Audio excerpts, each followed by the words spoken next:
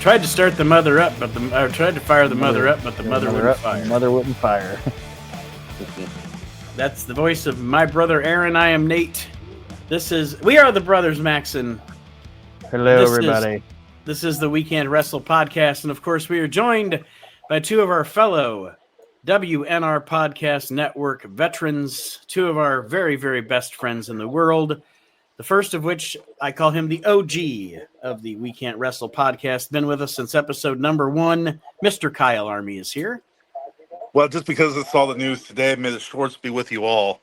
May the Schwartz be with you. Yes. I was just about to say that was some good news today to see the sequel of Spaceballs coming out in 2027. And I was like, that's some good news. Needs some laughs. Well, I was about to say that's some good news. As I look at my TV screen here in my office as we're recording, Israel bombs Iran. I'm like, all right, gotta look away from the TV. Gotta look away from the TV. And there he is, the one, the only, the man with the soul in his voice of the We Can't Wrestle podcast, Mr. Archie Mitchell. Hello, good sir. Good evening, everyone. It's good to be back. And if you wonder why us, the four horsemen of the We Can't Wrestle podcast, have gathered together tonight, it's the end of days. That's yes, what it is. It's the end of days. And he rode on a pale horse, and his name was Aaron, a.k.a. Death.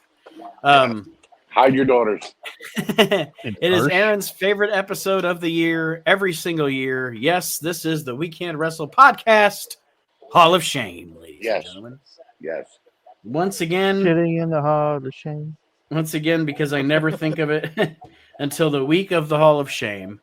Every year I say, next year I'm going to have a kazoo, and I'm going to play the Hall of Fame theme on a kazoo. This year I should be inducted into the Hall of Shame for never having the fucking kazoo.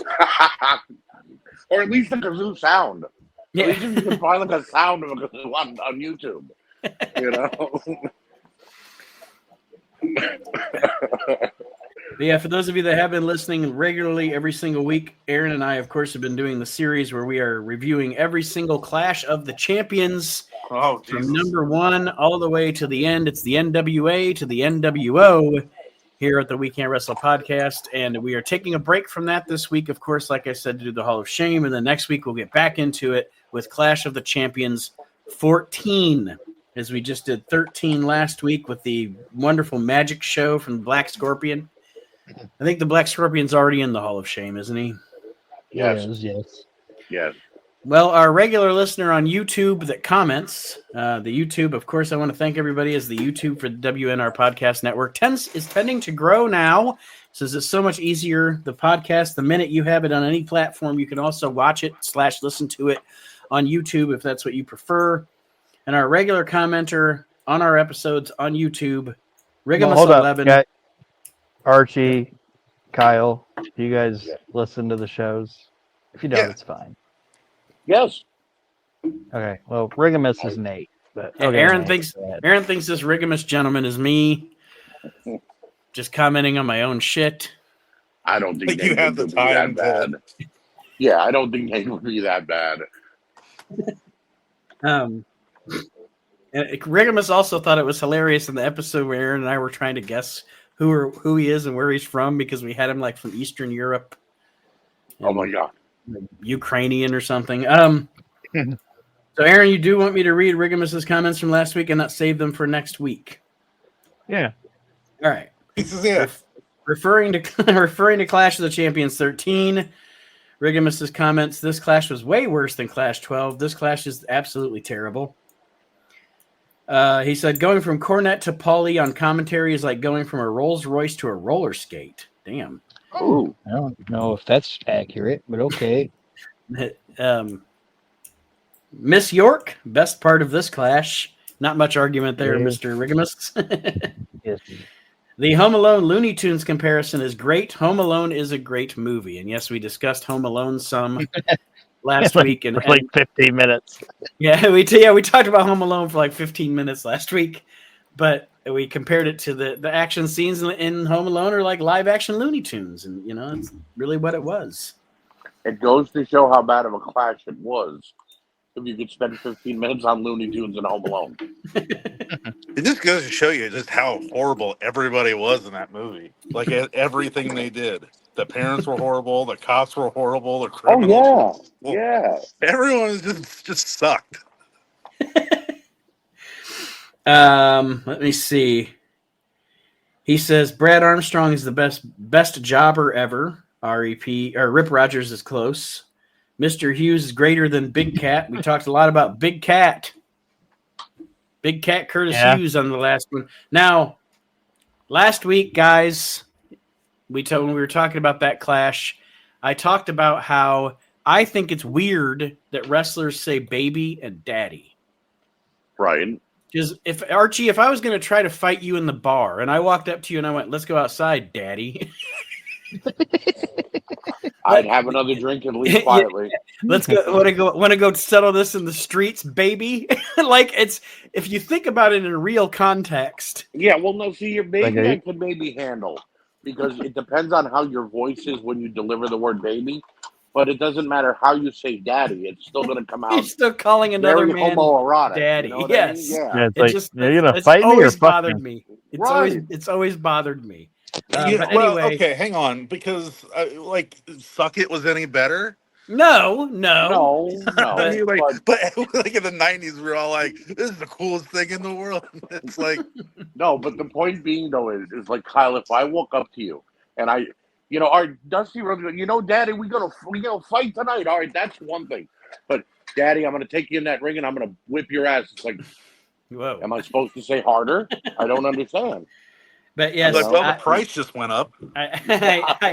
I mentioned that Big Cat Curtis Hughes during that show last week said baby and daddy a lot. And then I swear to God, when he went to confront Lex Luger, he called him baby daddy.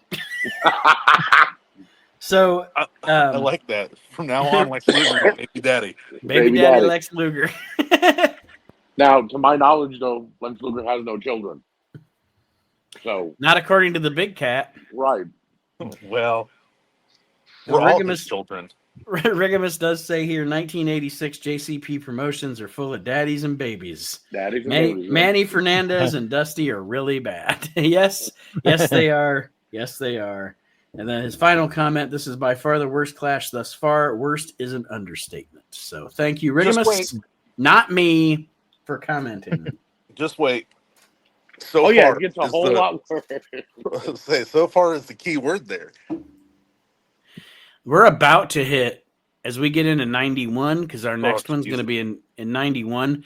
As you go through 91, 92, 93, it's a bit of a roller coaster. Right. Because there's some good and some bad. Like, it's a very good / bad time in WCW. The thing you have to hate about Clash of the Champions is there was usually one really good match, like it was usually the main event. Yeah. But everything else that they put together was just a cluster of put it on TV because we want to see how well it's going to do.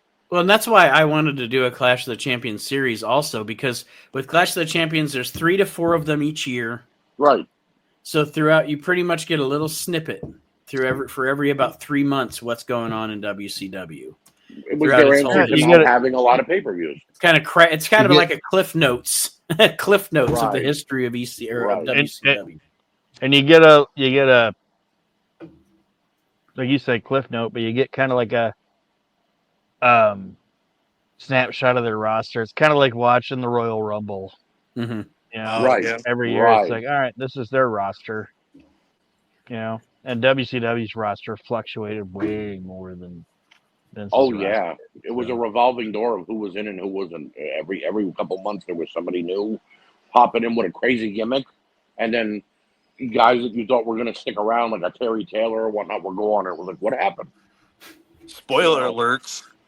That's kind of the whole thing of WCW until 2001. WCW, everybody. WCW.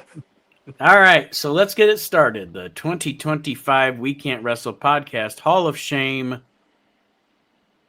Thank you, Archie. Thank you, Archie. I'm not going to read the extensive list of who's already in it. If you want to know, maybe I'll put it on the description because I can copy and paste it on the description of the episode. and put it on the Facebook post. When I post the episode, you can read it yourself. Or, hey, here's an idea. Go back and listen to the episodes if you've never heard them before. Yeah, that would work. Do the work, assholes. So let's get it started. Aaron, of course, we'll let you do your first inductee into the We Can't Wrestle Hall of Shame for 2025. All right. So you wanted the worst? We've got the worst. It's the Kiss Demon. Oof. Oh. Dale Torborg. Dale Torborg. Well, Brian Adams. Bill- Even his name, even his real name is stupid. Right. Yeah. Right. And Brian Adams, it's funny because Brian Adams never actually worked a match as the Kiss Demon. No. He appeared as the Kiss Demon and then said, fuck it, I'm not doing that. The blood came out of his mouth. He was like, I'm done. I can't do this anymore. Yeah.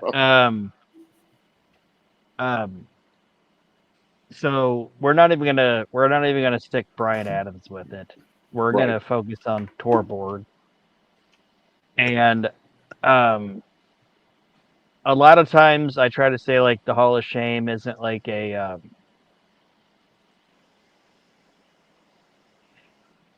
like an indictment on the talent, you know.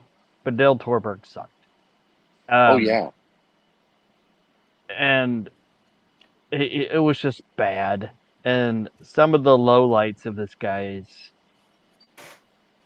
run include not only his entire run, like his entire run's bad, but it was a Kiss concert on Nitro, which Kiss is, I know it's going to make some people mad, but to me, they're like one of the worst popular bands of all time. Oh, they're fucking terrible. Wow. They have like 3 good songs, okay? And that doesn't. Wow. So I couldn't say I like them because if your career goes like 87 years and you only did like 3 good songs, you're not a good band. Yeah, but they're 105 each, so I mean, it makes sense at 187 years. So they suck. Okay. They knew how to market themselves. That's what they knew how to what? Market themselves. I think that's all it was. Right. Yeah, so did Hitler. Wow. Gene We have the boots and we have the mustache and we have the. But no, Kiss sucked, and this guy sucked, and he was in the Dark Carnival with ICP and fucking Raven, and that was terrible. And Vampiro. They even got Great Muta to be involved in that. Shame on them.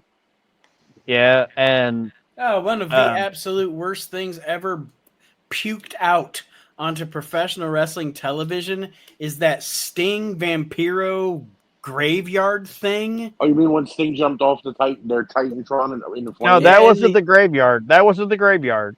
That was the Human Torch. Yes. I'm talking about the community theater stage. The graveyard match. The graveyard match was Torborg versus Vampiro for Asia. Was Torborg and Vampiro. Right. And Nate, you and I even discussed this on We Can't a couple months ago. That's on my notes. It's a graveyard match, the Dark Carnival. It brought Kiss into professional wrestling, which was terrible. And everything about it's bad. And they actually, Kiss signed a contract with WCW. Yeah, because they were going to do that pay-per-view. To be able to use their likeness. And Eric Bischoff was like, oh, we're going to put you on our New Year's pay-per-view. And this Kiss team was supposed to have a main event match. Yep.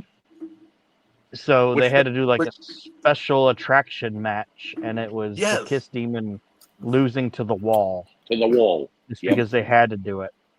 But the whole thing, main event match. A special main event match. Well, they everything about it. They pulled the thing that CM Punk got pissed off at Triple H about, with saying, "Oh, all matches at WrestleMania are the main event." They said, "Oh, well, all matches on this pay-per-view are a main event. Don't worry about it. It's a special attraction." Kiwi's in the main event, right? But no, Right. everything about this was terrible. And I'm not even a hater on professional wrestling doing like cross promotions with mainstream things. But this is what, like 99? Yeah, late 98, 99. like Did the Kiss even fucking 80s. matter then? No, It was just bad. It was And they just kept 'Cause- trying with it. And Like and yeah. Torborg I want- was a terrible worker. It's like being like today on this week on Monday Night Raw, a special main event featuring Silverchair. Yeah. Didn't they do some movie with Kiss around this time? I bet you that has. I wonder if Turner had something to do with that. If they don't have like something to do with Kiss in some way, it just Kiss was seems doing. kind of. Kiss was doing, I believe, their retirement tour, and WCW wanted to be involved in promoting with them to run Nitro on this at the same, venue or whatever with Kiss, Didn't so this that they have could like sell out. Didn't like the You know. record amount of people like turn over and just tune out because they're like, we don't want to see Kiss. Yeah.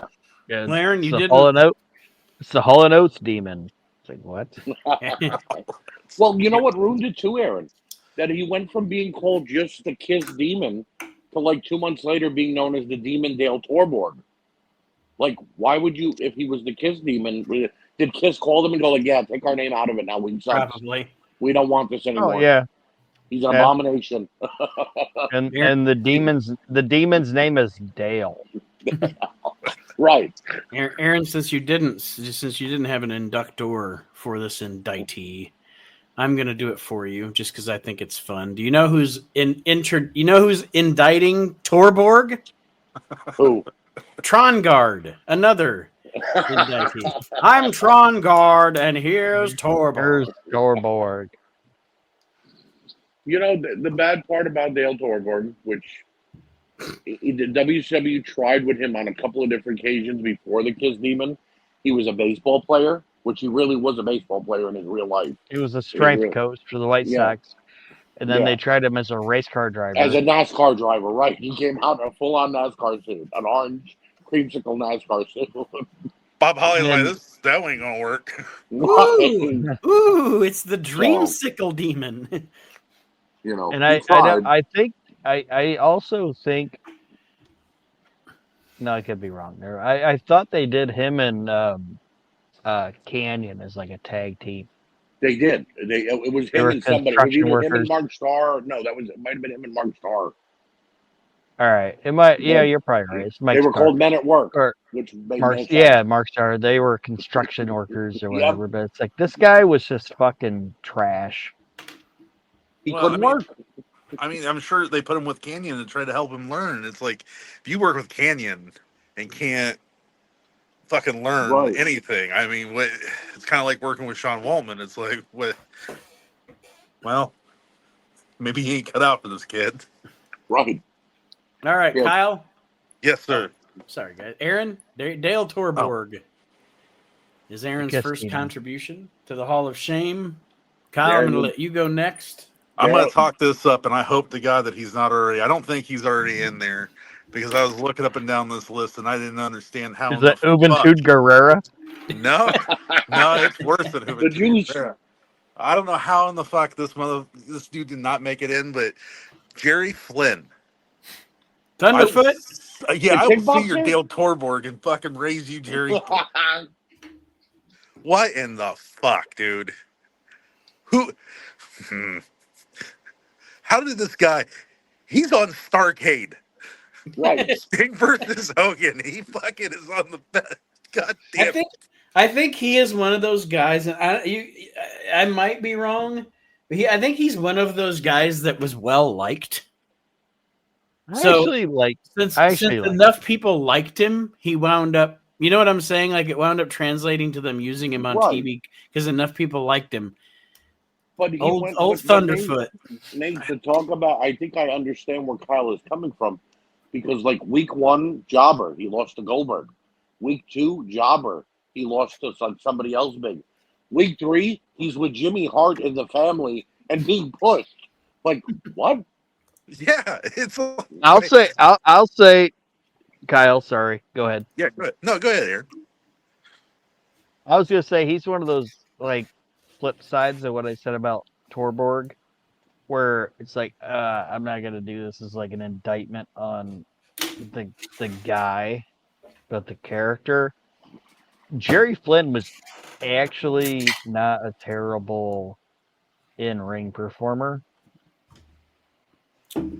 but what they did with him sucked. Like he did like they did like WCW like pit fighting or whatever with him. Right, it was like their answer to the Brawl for All, only it happened backstage. Just every time I'm like, okay, like every time I hear Jerry Lynn, I'm like, oh, cool, Jerry Lynn, and then I'm like, no, it's Flynn, and it's like, fuck, Right. you got me. Right.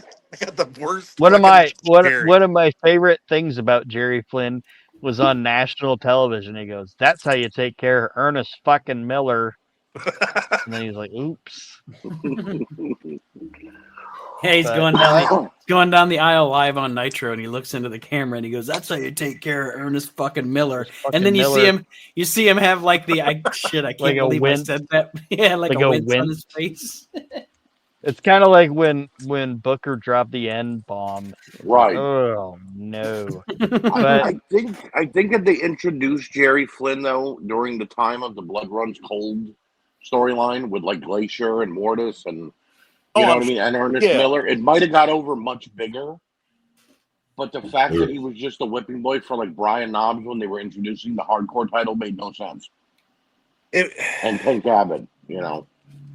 This is the second time in 2 nights that I've, in probably the first time in probably 15 years, and the second time in 2 nights that I've talked about the WCW 2000 Hardcore division.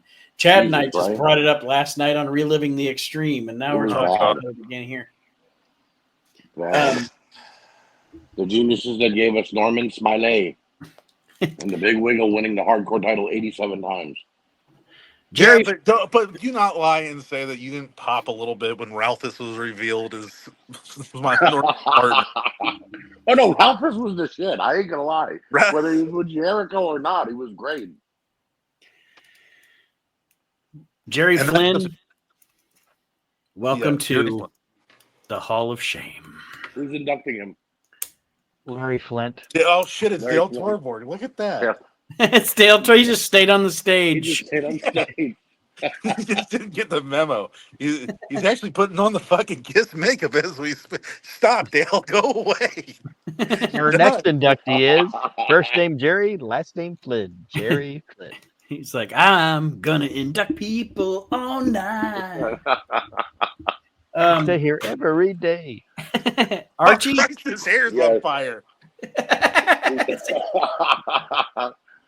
The first person I'm inducting is he's from the UK, and I'm gonna have Mr. Tony Khan induct Will Ospreay into the Hall of Shame. Now it's not Why, bruv?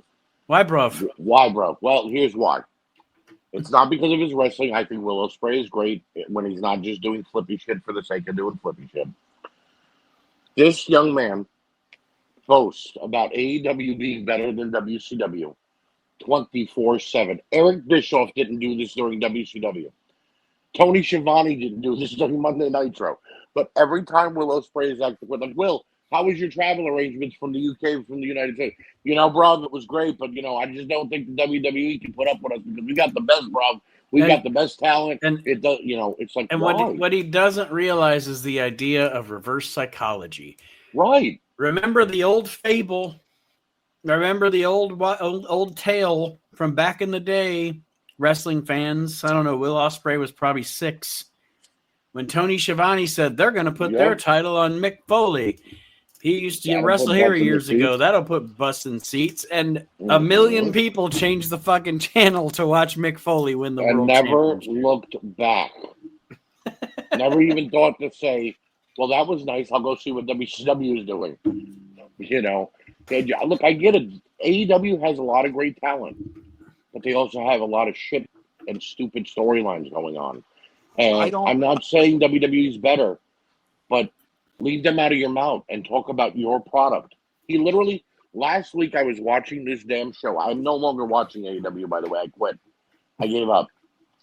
Welcome to the This club, buddy. idiot- Welcome Yeah. to our anti-AEW club. This idiot went on national television and said, you know, John Moxley, bro, has been saying that this company sucks because of the way that we wrestle and what we do. I think the only reason that we suck is because he's our world champion. And then he looked into the camera and realized, oops, I just called our world heavyweight champion shit. And went quiet for about a minute. And there's a way to do that and a way not to do it. Right. You know, when you are an independent contractor and you are licensed, or you're basically signing to work with a company, why you would ever shit talk a potential future employer. employer in Right. any fashion? I mean, I would just be like, hey, I hope them nothing but the best. Right. Like I'm not worried about what they're doing. We're worried about us. Especially in today's environment. Like, I don't watch AEW. I haven't watched AEW in like almost 2 years now. You ain't missing anything. Trust me. But especially in an environment where I don't care how quote unquote popular AEW is with its audience. That's great. They can have their. I love the fact that there's something for everybody. Right. But they are AEW versus TNA, maybe. AEW is above the NWA, definitely. Right. There is I don't care what the internet wrestling guys think. In the real scheme of sports and entertainment, there are miles of difference between WWE's success and AEW's success. There's The internet wrestling community doesn't realize how small of a fraction of the wrestling community it actually is. Right. You know, like, but I'm just saying, talking shit about the NFL of your profession. Well, that would be like that USFL that just came out recently, where they merged with the XFL and whatnot, saying, you know, one day we're going to be bigger than the NFL, and we're on their heels now. No, you're not. There's also a difference between there's a difference between showmanship about your competition, right? And just talking like Cody Rhodes with the Throne Buster thing. It was silly. Right. It was silly, but that's more of a kayfabe wrestling. It made a statement. Yes, that was back and forth. Yeah, that's what I'm saying. Like this Ospreay guy, just like from what Archie's saying, and I've seen a few of the comments. I still read shit on Facebook or whatever, but yeah, it just seems to me that I don't know. He seems like a little bitch. If they were even close, if AEW was drawing 1 million fans a week, and WWE was only drawing like 1.2 million a week, I could say, well, they're not wrong. But WWE is doing 1.5 to 2 million fans a week on each show, except for NXT. They do 1 million. But AEW is barely doing 800,000 fans. That means there's 1 million fans in between your two television shows not watching you. Mm-hmm. You know? I understand that metrics have changed now, and you have but honestly, you walk up to anybody on the street and you be like, "Hey, pro wrestling, what's the company?" They're gonna tell you WWE because it is the poster child. It is an the institution. It's the NFL. Watched it in a while. Yeah. Right. WWE is NFL, NBA, MLB. They're at that level now in society. They're the recognized brand in their business. Everything else is just some other goofy wrestling. He said it best when he went to TNA, and people were like, "Oh," when he came back to WWE, like, "Oh, Rob, what you been doing for the last 10 years?" He's like, "I was in TNA." And they're like, "What's that?" And it's like, because a lot of normal people, I don't want to say normal, but the general public does not know what TNA, does not know what AEW is. No, because they're not. The general public is not sitting down 10 hours a week watching wrestling. There's no way you can. They're watching 2 hours on Mondays. Your average American, right? And maybe or 2 hours on Fridays, right? Yeah. All right. Well, Will Ospreay. Oh, sorry. Go ahead, Aaron. Go ahead. I was just gonna say my take on it is Will Ospreay is a phenomenal talent. Agreed. Okay, but it's the equivalent of Shane talking shit about Ric Flair. It's like, what are you doing? All you're doing is accentuating the talent or the company that you think sucks. And it's not like Will Ospreay's talking shit about WWE, and then Seth Rollins is coming out there and going, "Oh, Will Ospreay sucks." Right. You know what I They're mean? not It's even like mentioning him. you're lobbing shots at another place, and the other place is like, you're not even worth mentioning. So Well, Right. and here's the other thing Like to that it's like too. throwing rocks at a fighter jet. Yeah, here's the other thing Right, to you that. ain't gonna mention. You ain't gonna hit it. Right. Here's the You're problem, missing. with Shane, and the same thing with Will Ospreay. The minute Shane calls out Ric Flair in the general public, it's not bringing Shane Douglas up to Ric Flair's status. It's making everyone in that building go, "Oh yeah, Nature Boy Ric Flair," and they're going to be like, "Okay, well, I'm going to watch this motherfucker and see what he and everything Right. he does from that moment on." They're going to be like, "What? Like this is the guy talking trash about." So you better make sure you're on. And Shane was good, but But see, at least Shane had a purpose. It was to draw eyes back to when he was in WCW to prove what he was saying about Rick was wrong, was right. Oh, Rick, yeah. said he'd watch my matches. He didn't. He used me. He did this. He did that, and it got Shane over in ECW and helped the company. At least then it was helping them. It's not helping it. It's not like fans are going, "Oh wow, Will Ospreay talk shit about WWE. I need to watch him this week." They're not Well, Ric tuning Flair, in. Shane thought it was on purpose with Rick, and Rick just fucking apparently did that to everybody. Right. The funniest that's my Flair thing. moment. It's like Go ahead, that's just my thing. It's like oh, I'm gonna talk shit about this company or this person or and then that person or that company is just like, yeah, you don't fucking matter. Right. You don't matter. Will Ospreay, bro, your matter. shit talking has got you into the We Can't Wrestle podcast Hall of Shame, where we are spending 2 hours talking shit. You just kazooed yourself, bitch. So my first indictee this year into the Hall of Shame. Actually, the funny thing about it is everybody involved with it I'm a fan of. Okay. But does anybody remember? Let's go back to 2004. The Undertaker versus the Dudleys with Paul Bearer in the concrete crypt. Yep. Oh, God. It made no sense. It made no sense. They never explained it. The whole thing was ridiculous. I know Undertaker is a beloved icon in this business. I know that he is a legend, and goddamn, I love me some Dead Man. But do yourself a favor, go back and watch some Undertaker promos. Like, fuck. Like, this is the guy. This is Jesus. But yeah, that Great American Bash 2004 thing. Paul Bearer is sitting in a crypt kind of thing. There's a cement truck attached to it. So if Undertaker doesn't do the bidding of Paul Heyman, who's managing the Dudleys, then he's going to fill the crypt with concrete.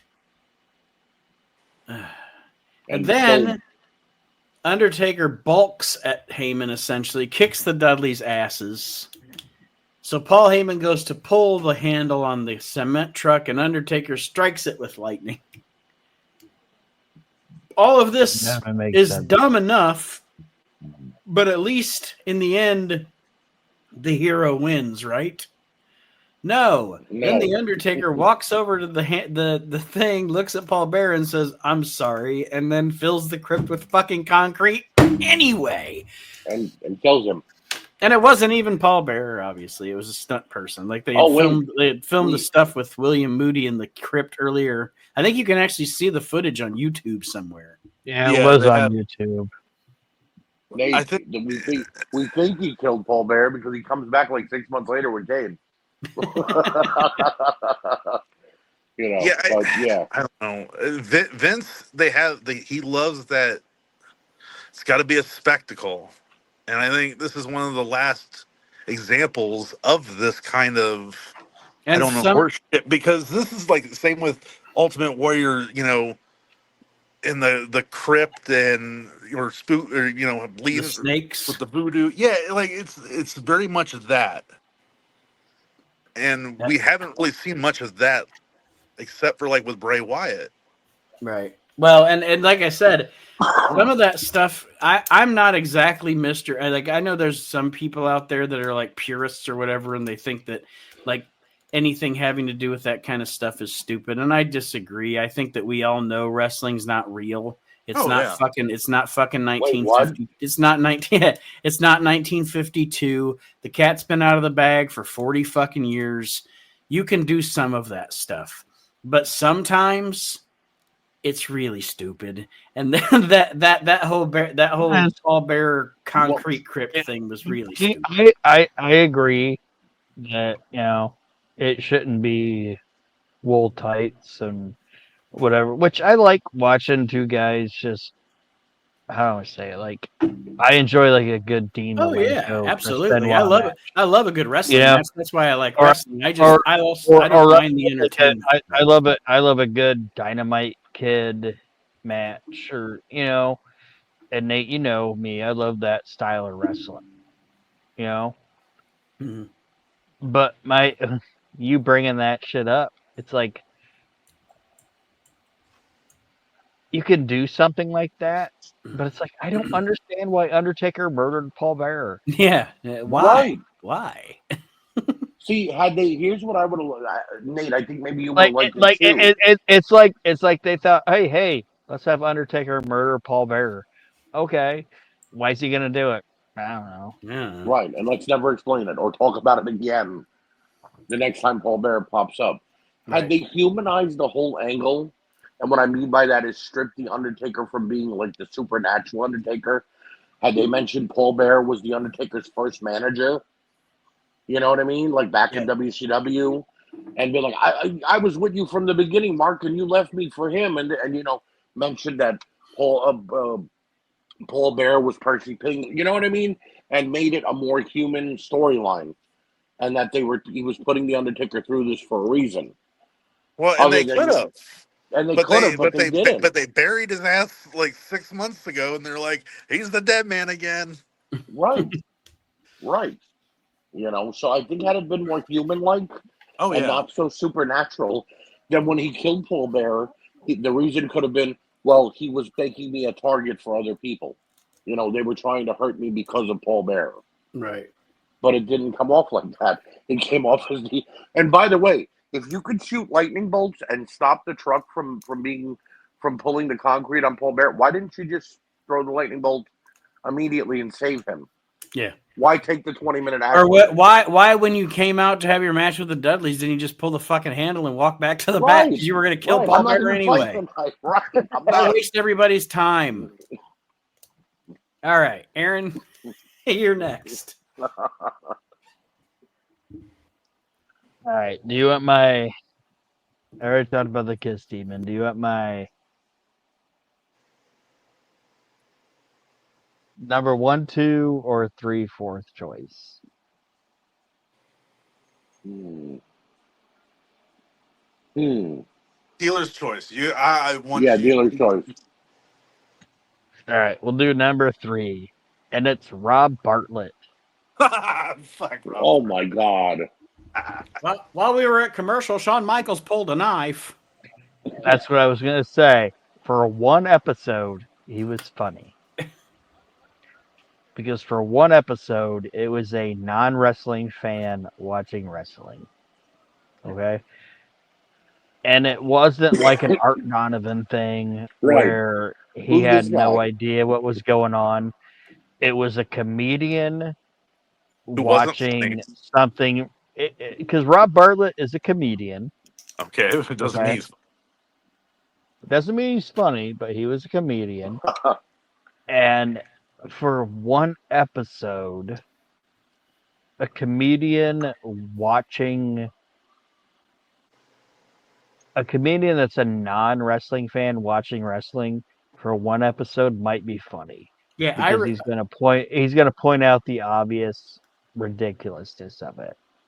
But after that, But it was. after that, he needed to fucking go.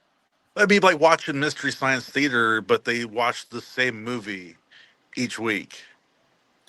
Yeah. I literally cannot watch the episode of Raw where he plays Vince McMahon the whole night. And that's another thing. I can't watch it. It's unwatchable. And when he's Elvis, and he keeps saying it. You're scooping my heat, bro. But his stupid characters, parentheses, Vince and Elvis, it's fucking terrible. Rob Bartlett should have been one. It should have been like a one-off. Never see him again. Right, or maybe put him in the backstage area as a correspondent. Can I ask a put question? him anywhere. We had to put up with him from January to April. We take Rob Bartlett and we take Mark Madden and we put him in a fucking cage. Who's coming out? Neither. The only Mark Madden. the lever to cover them. I will say this. I'll take, and this is a lot. This takes a lot for me to say it. I would put Mark Madden over Rob Bartlett. Oh, because shit. Mark Madden was at least a fan. True. And understood professional wrestling. Rob Bartlett. And they both replaced Bobby Heenan. So what a bad replacement for Bobby Heenan. Oh, Jesus Christ. Bobby Heenan replaced Rob Bartlett. Well, I'm saying, like, they didn't want Bobby on Raw. They wanted... Yeah, I get what you're saying. But yeah. Right, they would have rather him be in backstage sketch for the time being. Which, if you just let Bobby be Bobby Raw, like, that would... But... Yeah, Rob Bartlett was just stupid and fat and shouldn't have been in there. What if we put Rob Bartlett and Mark Madden in the crypt and let the Undertaker pull the lever? They wouldn't both fit in the crypt. Yeah, there's not enough concrete. We can make it bigger.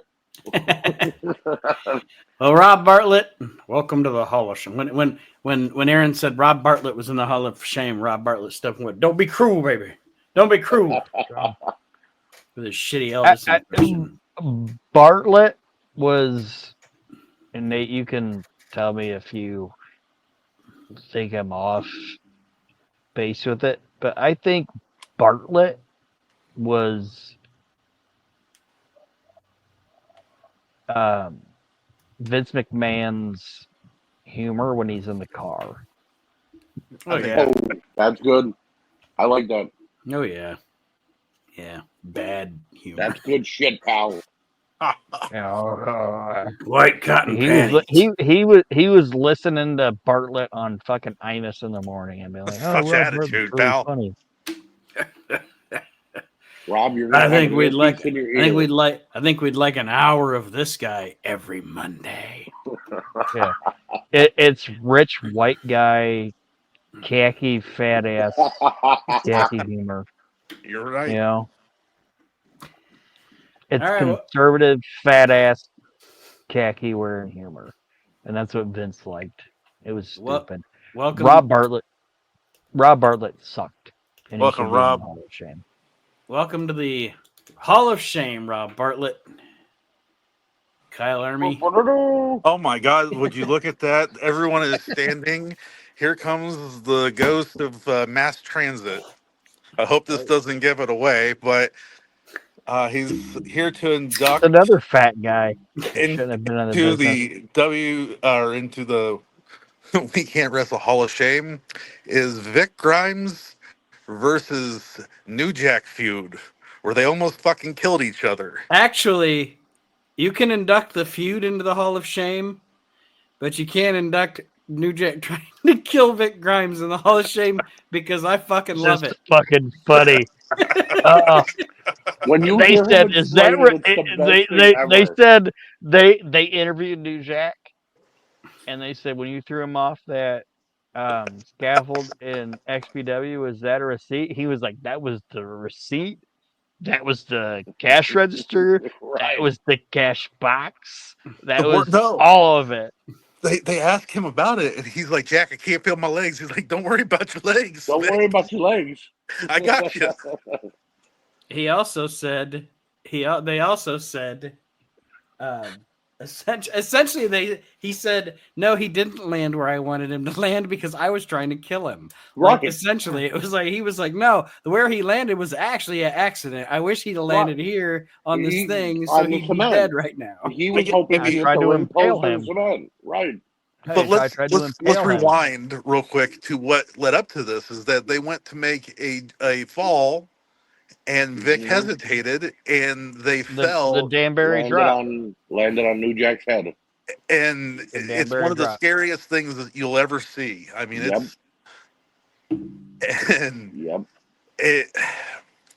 love ECW. I love the Extreme, So are you inducting the bump or everything that led to it? Yeah, I guess everything that led to that and the bump, the whole feud. Like at some point, somebody should have stepped in and been like, well, maybe guys, we don't need to go this extreme. We don't need to go this far because.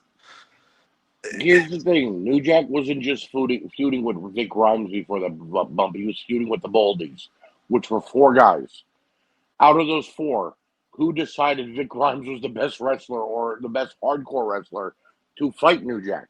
They should have given him someone more competent. Yeah. So when they went for that fall, would have said, "All right, Jack, I'm ready. You ready?" And they could have jumped off together. But instead, they gave him the fat fuck who said, "No, I ain't ready," and landed on the guy's skull and crushed his head. Had Vic ever taken a bump or anything like it to that point? No. Like, so why? That's what I'm saying. Like, again, I don't know. Yeah, you literally have a seasoned worker in Tony DeVito, right, in this faction, and then the other guy, Spanish Angel, who'd been around in the hardcore divisions of other companies. Yeah, one of them could have done it, But both of those guys are like, "Fuck that." Right, we don't want to die. You hear New Jack describe it. He's like, I can't watch TV. I can't play with my kids. I get headaches. I wake up with a headache every morning. My head hurts. And when he honestly and truthfully, and maybe I'm an evil person, but when he said, and I brought a stun gun and I knew what I was gonna do, and I stun gunned his ass, and like Kyle said, Jack, I can't feel my legs. Don't worry about your legs. And he just yeeted him off the top. I was like, yeah, he kind of deserved it. And when you think of one of my favorite things, is when they were in XPW and New Jack got his quote unquote revenge and threw that guy threw that fat fuck off the thing. Like, he hits all those tables or whatever and bounces off the fucking ropes. And then you hear the ring announcer be like, "Thank you for coming out tonight, guys. Please, we're ending the show. Orderly out through the entrances and exits." like oh my god, we still have Hunks of Pizza available for $1.50. Yes. We got Hunt's Brothers Pizza over here if you're interested. And 3 of the porn stars we got Hunt's Brothers Pizza and Mr. Pibb for $1.25. Rob Black was not paying for Mr. Pibb. He had Dr. Thunder. He also had a porn star named Dr. Thunder. Right. He's Australian. Well, I guess at the end of the day, you know what? Let's just say fucking Vic Grimes. Let's put him in the fucking. All right, Vic Grimes, you sloppy fuck. Here's the key. Here's the key to the washroom. Did anybody get that key? Nate, hold on a second. Yes, I was gonna say that. Nate, Key was the guy that Key murdered Hawk too, didn't he? No, that was Draws. No, that was Draws. Key was the pusher. Key was the guy that eventually was the pusher. Yeah, he was dressed all in white. I don't know why. I guess because he dealt cocaine. I don't. It made that makes sense. He was the first one to I tell think- Hawk to jump. He was like, "You just get up there and jump." When Key comes out, you're like, is that Vic Grimes or Ed Ferrara? But Vic Grimes, you sloppy fuck, welcome to the Weekend Wrestle Hall of Shame. You've been thrown into the Hall of Shame. Yeah. That's Archie, you've been thrown into the Hall of Shame by New Jack. May you rest in peace. Oh my God. My Is next he dead? person. No, Is New Vic Jack Grimes is dead? No, New Jack thanks, is dead. Vic Grimes is dead. No, after that, Vic Grimes has got a new lease on life. He's watching everything he does. I'm pretty Like that sure girl if there is outside an the gate. afterlife, I'm pretty sure if there is an afterlife, New Jack has come back on. Oh yeah. Oh yeah. So my next inductee, and I'm sorry for all the AEW bashing. I promise my last one will be a WWE one. But again, I am inducting the entire AEW production team. And reason being is I don't know. I know most of you don't watch AEW, but about 5 months ago, Christopher Daniels was involved in a feud with Hangman Adam Page. And for some reason, they involved MJF in it too. So MJF has supposedly attacked Christopher Daniels backstage and come to the ring to tell Hangman Adam Page, I attacked your friend. So when they go to the big screen, you know how they go to reveal that someone's knocked out backstage, guys? Well, the video camera starts too early, and you see Christopher Daniels punching himself in the head to make the blood come out more. Oof. And blading to get and then he goes, oops, and he just lays flat. And they're still rolling. And then Hangman Adam Page runs in the back and says, why is everybody just standing around? Somebody get a doctor. And I'm like, because he was just punching himself. Is the AEW, and this is a serious question, Mm-hmm. is the AEW broadcast team its own broadcast team, or is it a Turner Sports broadcast team like No, it's the WCW AEW. was? It's AEW's own broadcast team. Okay. And I was just checking because I honestly God didn't know. WWF guy, ex-WWE guys, ex-WCW, whoever they can employ that has been in the business. But this happens weekly. You know what I mean? They'll pick up audio from backstage that we shouldn't hear, like turn to camera 5 because he's about to drop him off the top rope. You know what I mean? The women will make botches and they'll show it. You know, a cameraman or a production team is meant to protect the wrestlers just as much as the wrestlers protect themselves, in my opinion. Right. You can't show everything. I wonder, honestly, because I'm not saying they absolutely deserve to be in the Hall of Shame. But I often wonder, it's like if you look back on WCW and even WWF, they've had their fair share of. Oh, yes. And it's almost like WWE has figured it out. Right. And AEW is just now starting to try to figure out the hassles of live TV that WWE has perfected over the years. Right. Well, here's the problem with that, and I wish I could back you up with that, Kyle. You're right about that for the live shows. Sometimes their other show, Collision, is taped, and they still have these problems, like audio issues or video issues, or well, didn't they have a collision a while back that just went off the air? It went off the air by mistake because there was apparently where the production truck was, there was a thunderstorm, and it cut the power that was playing the tape.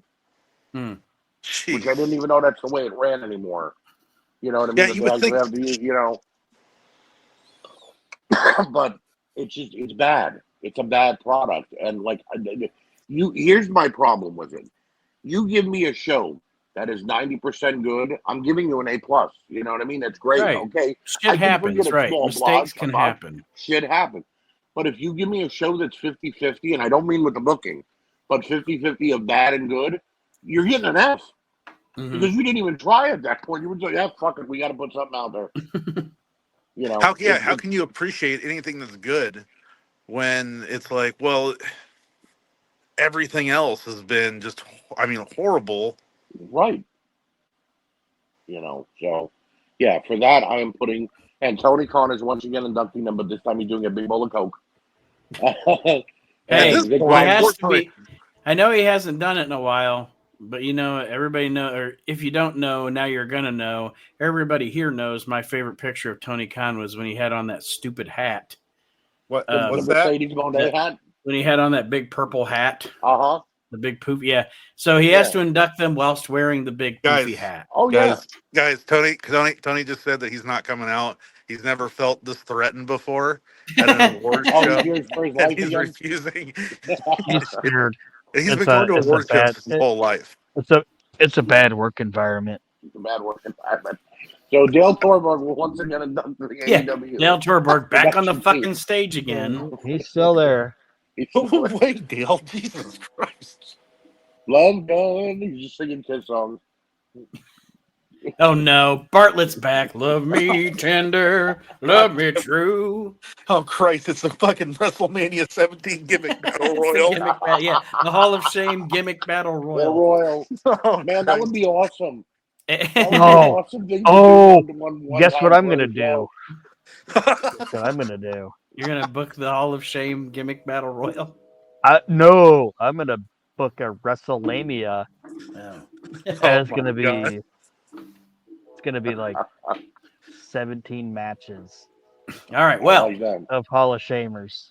AEW production team, welcome to the Hall of Shame.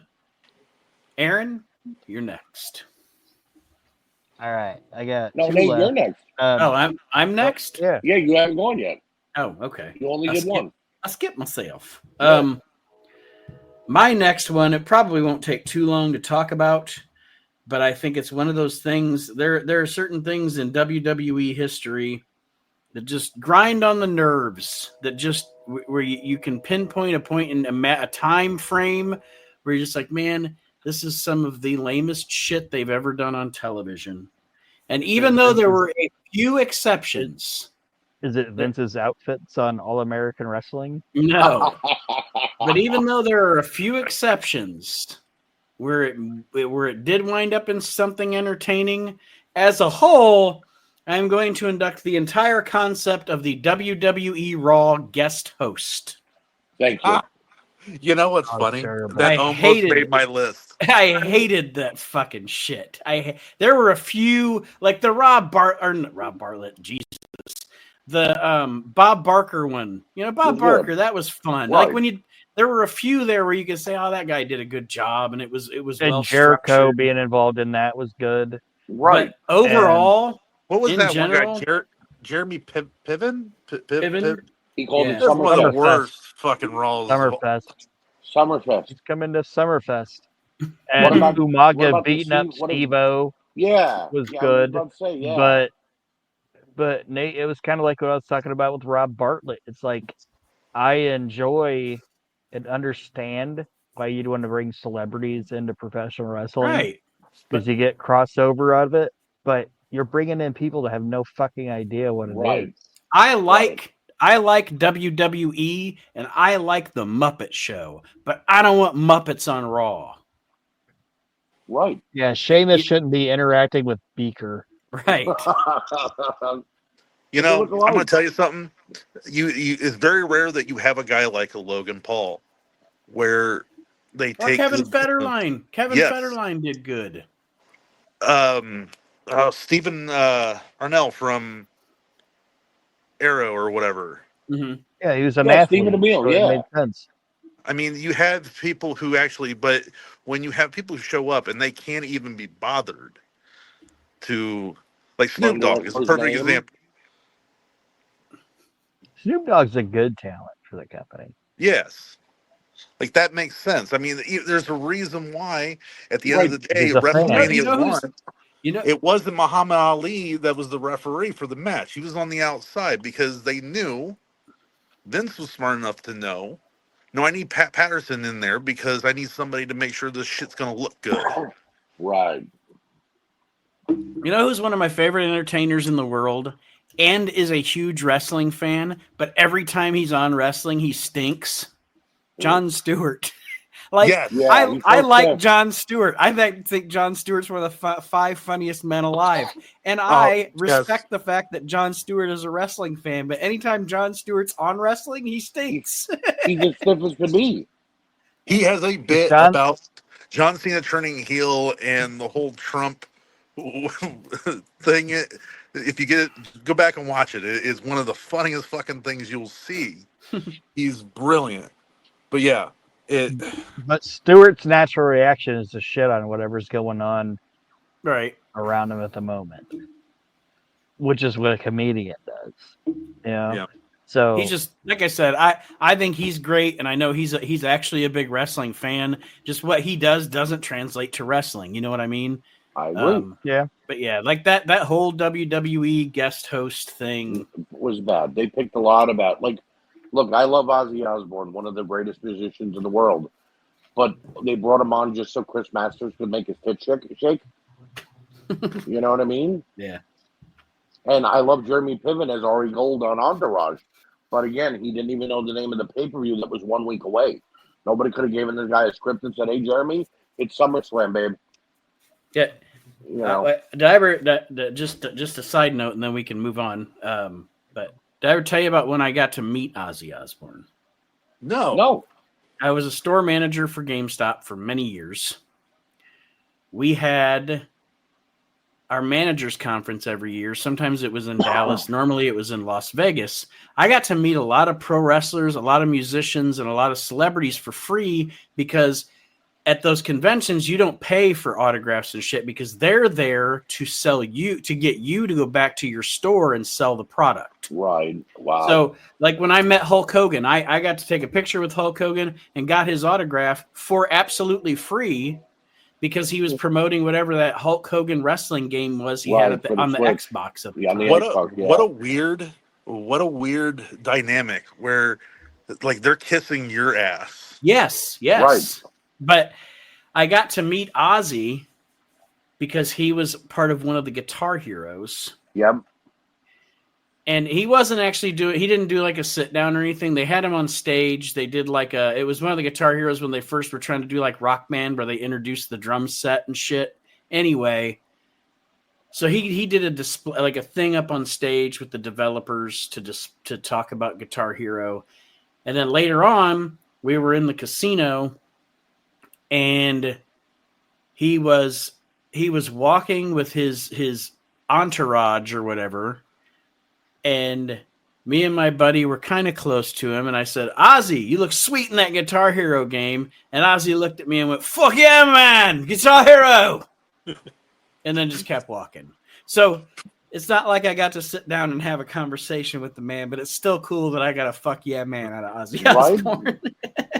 Which is kind of weird because I guarantee you, like Ozzy's like, "Where the fuck am I? What am I doing?" He probably didn't even realize what he was even talking about when he was on stage. But anyway, he got it back in his car. They called Sharon. He's like, "Honey, you should have heard these people. They were fucking excited for this game. They called me a hero of something." But WWE guest hosts, welcome to the Hall of Shame, except you, Bob Barker. Well, speaking of Hulk Hogan, he wasn't one of my selections, but Hulk Hogan's beer should go into the fucking Hall of Shame. Yeah. Did you hear? It's just a shitty light beer, and it sucked. I got a feeling the next year there's going to be a Hulk Hogan related company involved in the Hall of Shame. Well, he's trying to buy Hooters right now so that he can rename it and make it the Hulk Hogan restaurant again. Jesus Christ! What is all the waitresses going to just look like his daughter with mustaches? Oh, Jesus! I hope every one of them marries a black guy. It's Hulksters instead of Hooters. And now, Aaron, you are next. He's like, I gotta get chicken wings here. I don't know what's going on. My next one, it can either be I have two more, and then, like I said, I have honorable mentions if you guys mention any of them. But the next one is either going to be an individual person or a segment. Go with a segment. You've done individual people already. All right. My segment is from a Nitro, and it is the formation of Team Piper going into Oh uncensored. God. Yeah, You guys know what I'm talking about? Rick Fuller, John Tenta, and whoever that guy was in his underwear. It wasn't even Rick Fuller. It wasn't Rick Fuller. No, you're right, it wasn't, was but he some- looked like Rick Fuller. He looked like Rick Fuller. It was Bill Fuller. I have no fucking idea what his Jerry name was. Flynn. But What's great about that is you watch like firsthand. Piper realizes this shit ain't working because he's like, "What about this guy?" And everyone's like, "Boo!" He's like, "Oh, come on, give him a chance." But it's a 30-minute segment on Nitro of Roddy Piper building his team, going into uncensored, and it culminates with John Tenta's out there, and it's Roddy Piper, and it's two unknown pricks. Horseshoe comes out, and he's got his old jorts on, his old cutoff shorts. And it might honestly be one of the worst segments in the history of professional wrestling. Televised professional wrestling ever. I agree. It's fucking terrible. It's awkward. It's there's the crowd. There's no. It's almost the worst way you could possibly introduce wrestlers to. You know what I mean? Right. Like for these people, for these gentlemen to succeed, and then you know poor John Tenta. God. Well, and I forgive me on the time frame, but wasn't Piper or Flair just out there like a week before being like, "The Horseman's got your back, Piper"? No, it's a week later. No, Kyle is right. A week earlier, Flair's like, "You could have the Horseman, just use the Horseman." He's like, "No, I want to do it on my own, Rick, please." They do that segment Aaron's talking about, which made little to no sense. And then the following week, Ric Flair comes out again and says, "Look, the Horsemen are ready. Let's just take the." And Piper goes, "Okay, I'll be a Horseman for one night," and his team just goes off into oblivion. It's like, it was spend 30 minutes picking these guys out. 30 minutes, and nothing came out of it. They interfered in the match, but it made no sense. Well, no, because people were expecting like names. Right. Would I rather see Chris Benoit, Steve Michaels, and Ric Flair with Roddy Piper, or John Tenta and two unknowns that were carrying Roddy Piper's bags earlier today? Well, yeah, because I think also it was one of those things that people were like, "Who's he going to bring from the WWF?" Mm-hmm. And Piper's like, I got that. Piper's like, I got the guy that carries my cocaine. He's a real good guy. But yeah, it was bad, and how do I say it? Like, Tenta was the only talent in it, and they brought Horseshoe out, and it's like if you wanted to get Horseshoe over, fine, but he got beat up in it, and it was just, it's one of the worst segments in the history of wrestling, in my televised opinion. wrestling. Televised wrestling. It's just terrible. Aaron's not mentioning the best part, ladies and gentlemen at home. The three gentlemen that fought. Part. Well, I think it was like 4 or 5 people that fought Roddy. They were all in his fucking movie. But the gentleman who fought Roddy, not one of them beat Roddy Piper. The one guy that he picked lost to him in a boxing match. The guy who I thought was Rick Fuller lost to him in a wrestling match.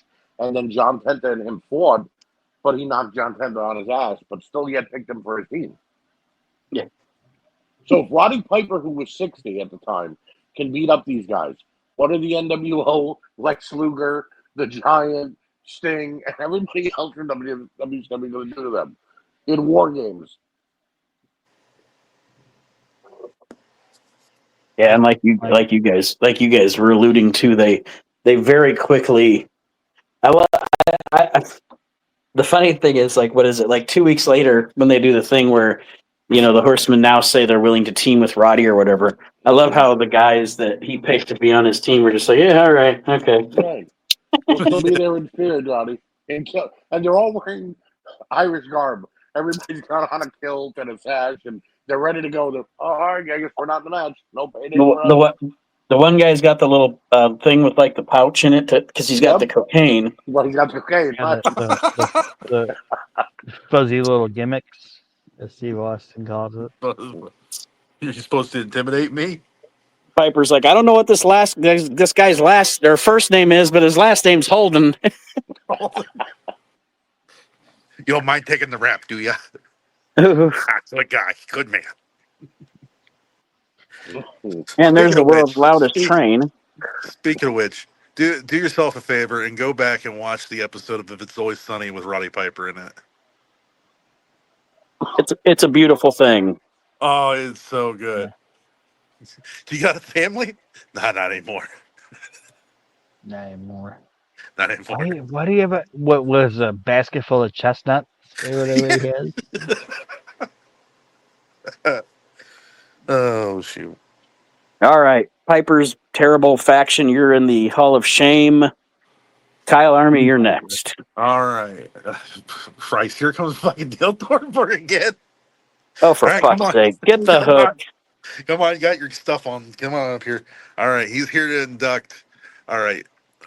Something I know is going to be very dear to Archie and, to all of us. I mean, pro wrestling has had its fair share of action figures and stuff and merchandise throughout the years.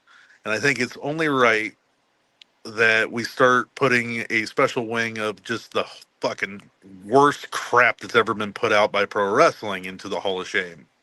Okay. So this year, the very first inductee is going to be, because at any time of collecting figures and stuff, did you ever want your things to fucking sweat? Oh, yes. God, the Maximus. Oh, my God. WWF Maximum Sweat. You literally filled it with water and it pumped and they fucking sweat. Oh, that wasn't water. That was Rikishi's ass juice? It was it was sticky. It was not water. I don't know what it was. It definitely wasn't water. I need to, when I do this episode, when I edit it, I need to isolate Archie saying it was sticky. It was sticky, right. It was. I understand it was Attitude Era, but there's just some things that doesn't need that much attitude. Right. And they were ugly, too. They weren't just sweaty. They were ugly. They were. These were not toys you wanted to bring out in front of people. Well, I don't know about you guys, but like for me, like it was about like I would book matches, and it's like, okay, I expect you had things that they kind of matched each other, and then you had these big fucking junk things, and you're like, what? God damn it, what is this thing? And they missed an opportunity with it because they should have actually done just one figure of that series, and it should have been Mike Rotunda. Because he's the sweatiest fucking wrestler on the planet. Well, if it's sticky, it should have been Val Venus. Well, that too, yeah. God. He didn't have one. Or Mark Madden. No, they were bad. They were. Please tell me they didn't make a Mark Madden action figure. How fucking I don't know what I'll do. Not that I know of. Not that I know. I know people have made customs of him, but why? Why would you people? Because everybody wants a very realistic playset. No, goddamn it! It's just a Jabba the Hutt. I want names. Mark Madden's people head who on are it. making customs. Right. Goddamn Mark Madden. I want a fucking list of them. What the fuck is wrong with you? It's the same reason that they made a figure of TL Hopper, because you want everybody on the roster. I can understand TL Hopper. He was a fucking wrestler. Mark Madden was nothing but a goddamn lump of wasted space. That's funny. Goddamn Mark Madden. If I could put you in again, I would. Just know. When you said merchandise, Kyle, I originally thought you were going to induct the Hulk Hogan hammer or fist helmet thing. There's time. There's time next year. There's time. I just thought it would be a fun little side. The Hulk Hogan war bonnet. Yeah, the war bonnet. Yep. Or how about the Hulk Hogan weight set that he didn't sell? It was fucking Paul Orndorff selling it. Like, how much of a bitch did that make fucking Mr. Wonderful look? Right. Like, hey kids, I'm here to sell Hulk Hogan stuff.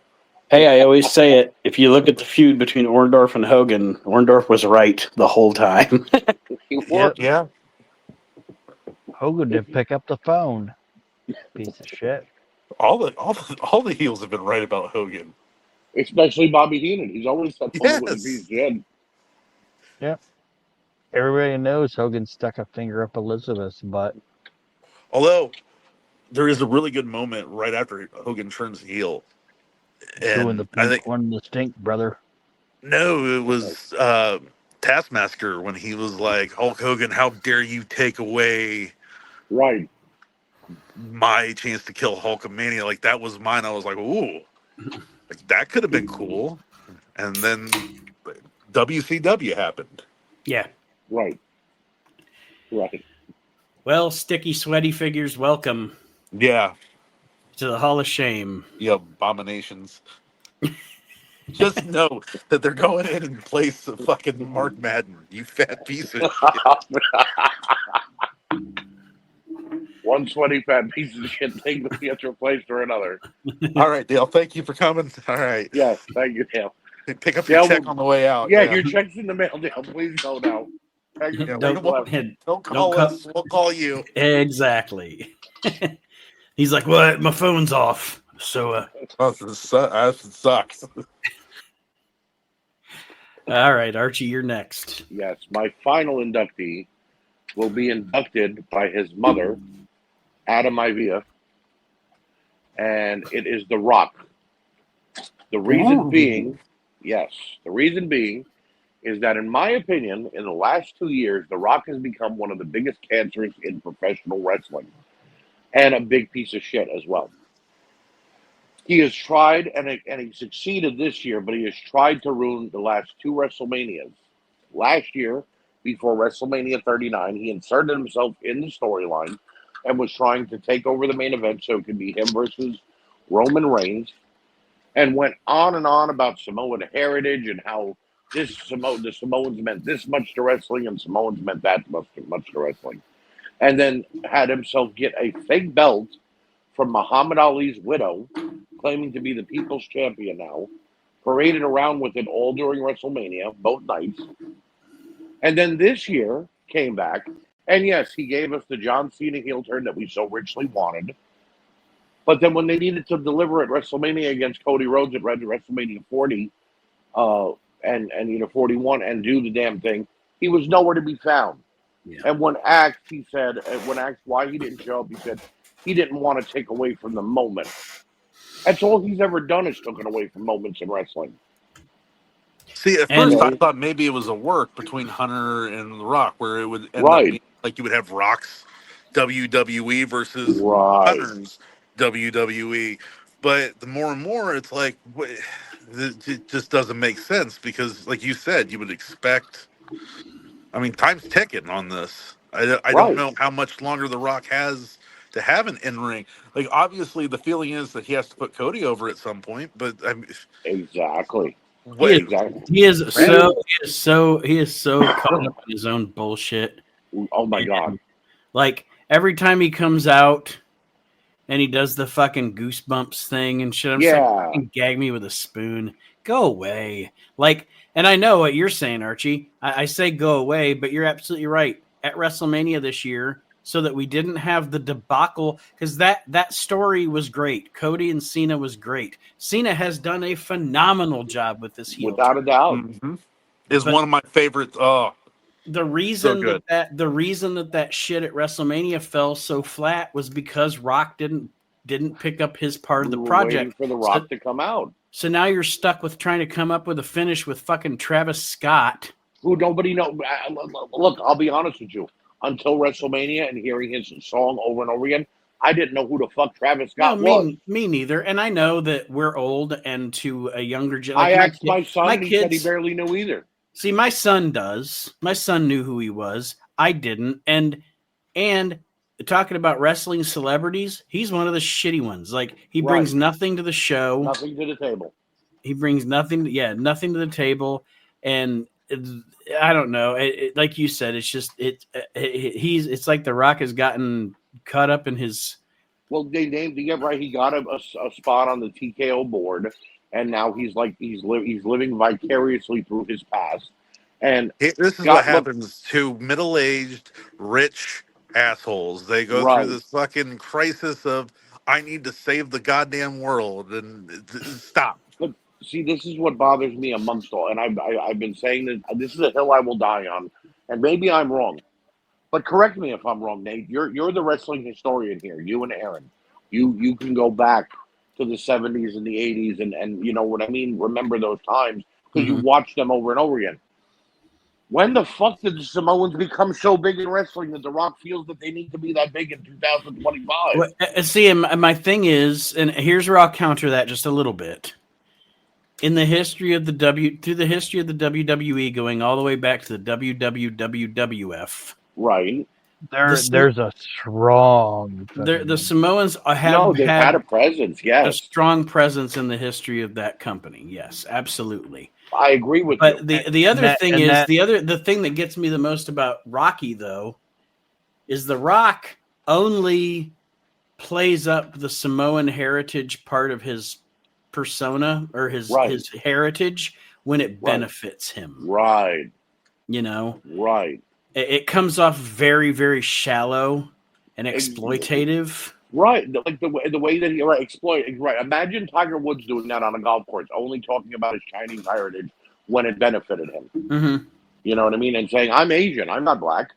Right. Well, you know what I mean? It's a wrestling heel character, but the thing is, no one has seen The Rock to show up to be like, for him to get his comeuppance or for him to, I mean, that's the revolving door of pro wrestling is that the heel gets heat on the babyface, and then the babyface, after taking so much shit, yes, he fights back, and the people come unglued, and the story is as old as time. You know, but for some reason, The Rock is caught up in this. Well, The Rock decides when he wants to be a good guy or he wants to be a bad guy. If The Rock wants to tell the people to shut the hell up or what, it's like, and you still pop for him. Just because you don't understand this and you're still caught up in this Vince McMahon era, right? Which, right or wrong, I mean, you know, and then it's that old expression, and Ric Flair's living it right now too. Yep. You'd either die a hero or live long enough to see yourself become a villain. I agree, because you look at WWE 2 nowadays. That's where I get by how I said why are they pushing the Samoan heritage so much? Which I get. Yes, in the past they had a big presence, and they still do. But you see certain things happening, and you have to wonder: is The Rock being instrumental in pushing those people, like Jey Uso winning the Royal Rumble and getting the short title reign he got, like Nia Jax being the women's champion for 6 months. You know what I mean? Like things like that. Could it be that The Rock is Vince's ear? Right, exactly. TKO. Right. It's almost like he's Vince. He's playing out Vince McMahon's wants. Now I'm all for Jacob Fatu. I'm all for Solo Sikoa. Those are new and fresh characters. But you're cramming things down our throat that nobody wants to see anymore. Like The Rock, like Nia Jax, like this thing. And whenever you do come out, you act like you're God's gift. When we want to see the new stars. We want to see people be homegrown and built up. Mm-hmm. You know, and yeah, look, maybe call me a Cody Crybaby, call me a Cody Mark. I have a special connection with Cody Rhodes because of my granddaughter and all that I've been through in the last year. And I think Cody Rhodes has helped to bring the WWE a long way in the last couple of years. He absolutely does. The Rock, and I'm not here to suck the dick of Triple H or anything else. No, but not at all. Point blank is, tell me honestly that you didn't fucking believe for a second, and I still don't know this whole R-Truth. Is it a work? Is it not a work? Right. Part of me thinks that it is. But still, I love that because it's been a long time since we've had something like that in pro wrestling. Like that. Right. And guess who was probably behind that? Triple H. And that's what I'm saying. Like they consistently He's giving are showing. He's bringing back wrestling to what it used to be. There's actually kayfabe in it. It's not all, hey, look behind the curtain, brother. This is what we're doing again. You know what I mean? So here's where I'll say there's a positive There's you get a positive out of a negative. Because The Rock has been the D-bag that you obviously and we all obviously agree he has been, I think that Triple H, John Cena, Cody Rhodes have taken that and turned it into gold.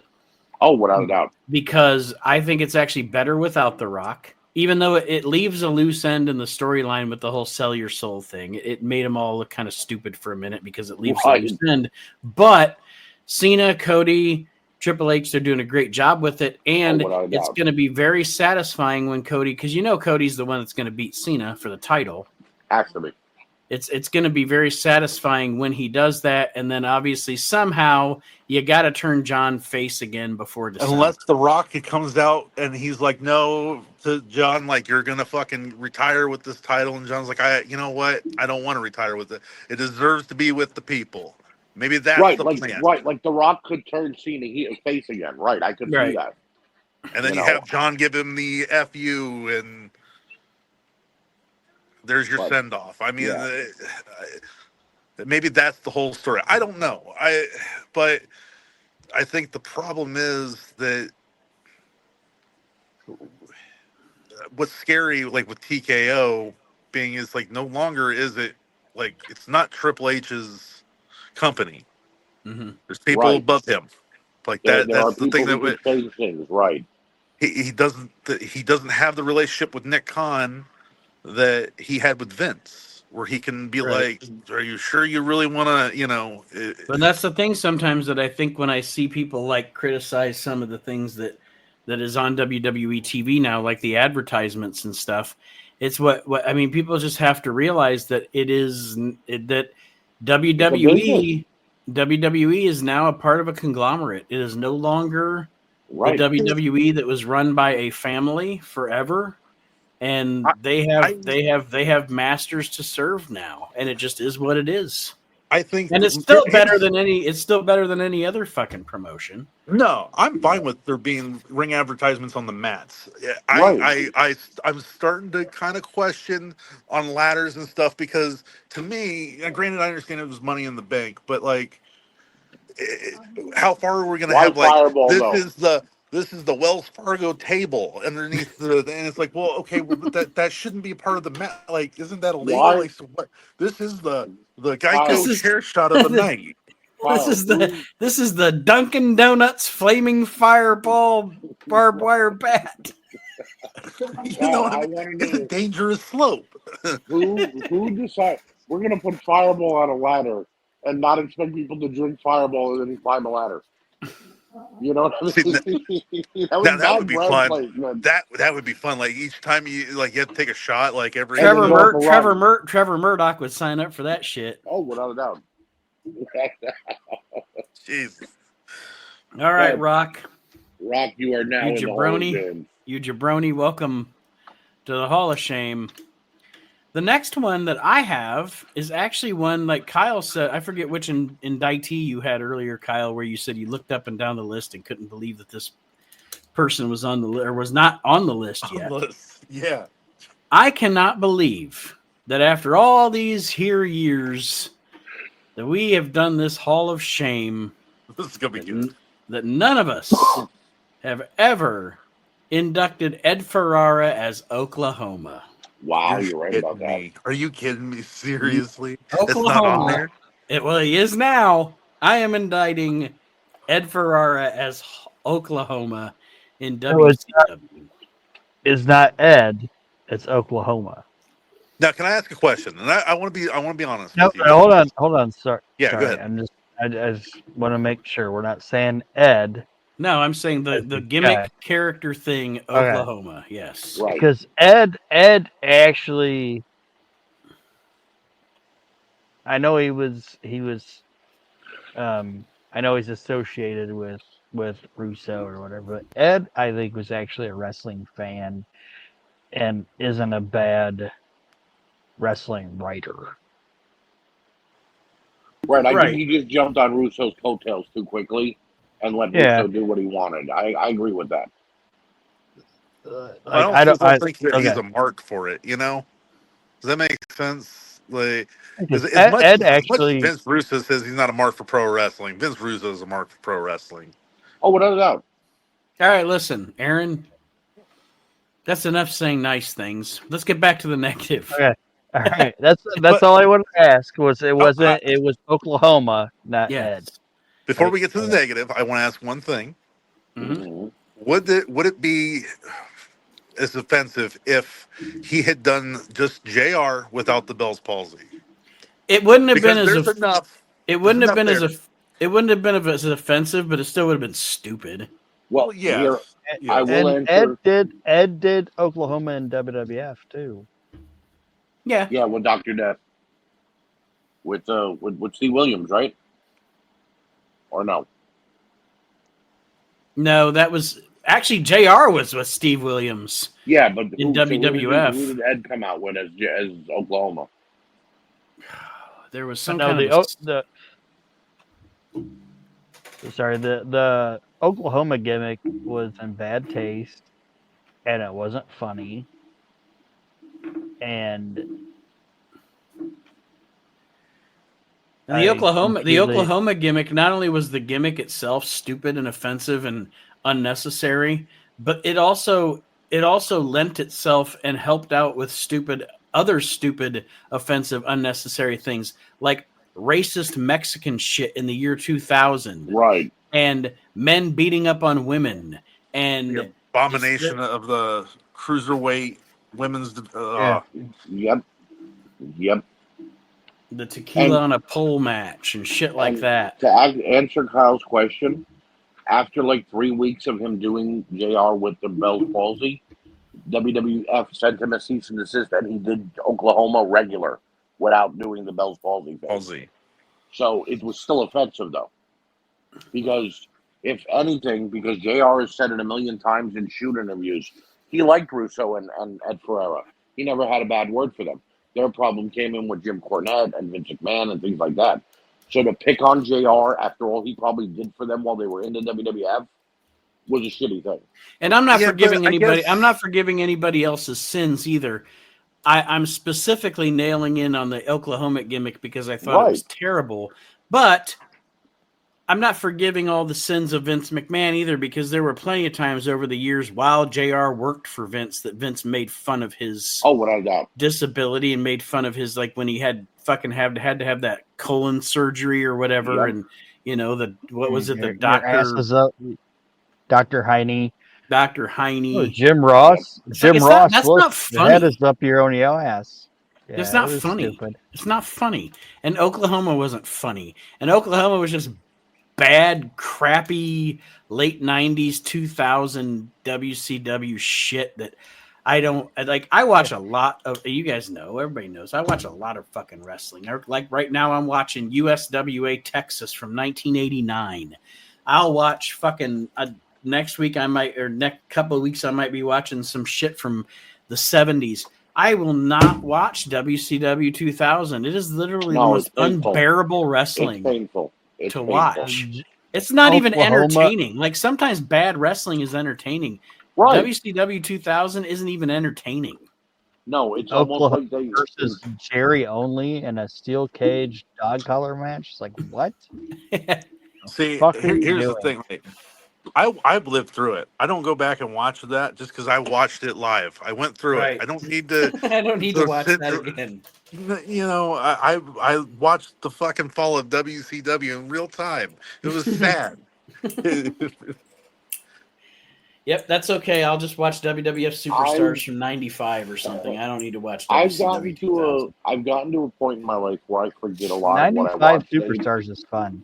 Oh, I know. I'll forget that I watched certain episodes of WCW, and I will go back and watch them. But then, like Nate, like you said, when you get like about 30 minutes in the year 2000, like Jesus, did they check out already? Did they know they were going out of business? Yeah. Because to pull this kind of shit off made no sense. Fucking Russo and the Pope Mobile.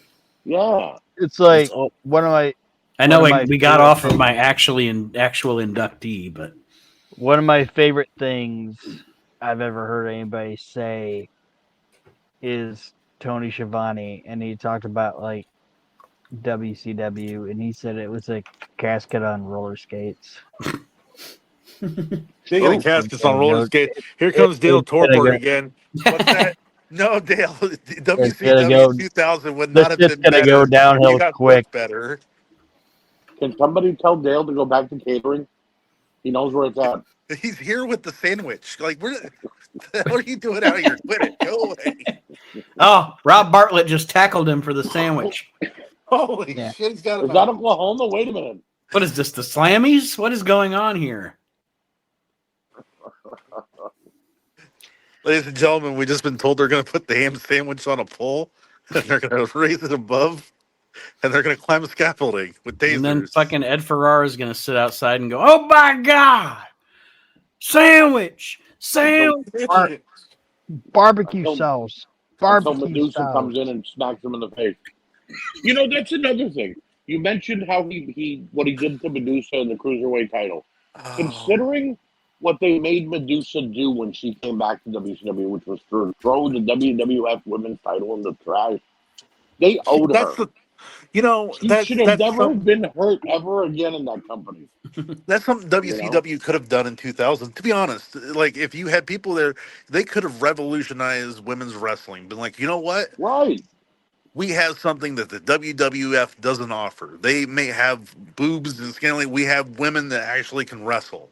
Mm-hmm. Because Medusa, you could have built. I mean, she was popular. And you had your hand in Japan that had every big woman's name. And at that You know? time, she was still a hell of a fucking talent. Yeah. But instead, they slathered her in barbecue sauce and let Oklahoma beat her for the cruiserweight title. Well, it's because you have sexually frustrated men writing pro wrestling.